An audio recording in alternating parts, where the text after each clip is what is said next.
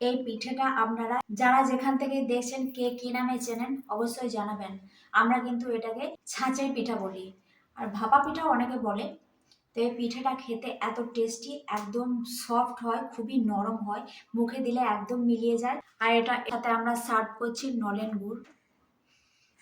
আহ, এত সুন্দর গন্ধ, একদম যেখানে খাঁটি গুড় তৈরি করে সেখান থেকে কিনে নিয়ে এসেছি, খুবই সুন্দর গন্ধ। এর ওপরে একটু নলেন গুড় ছড়িয়ে নিচ্ছি।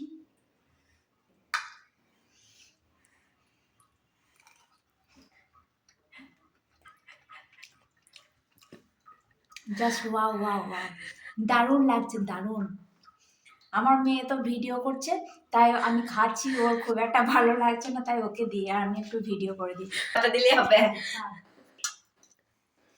নতুন হেয়ার কাট করেছে, যেটা কি ওই নাম করছে না। খেয়ে বল কেমন হয়েছে। এ বাবা, এভাবে কে খায়?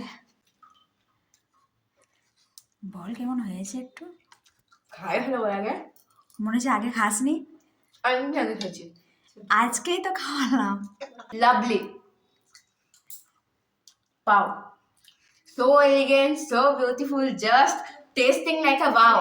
তো আপনারা পৌষ পার্বণে এরকম ভালো ভালো পিঠে পুলি বানিয়ে খান আর সবাইকে খাওয়ান। Tata, by.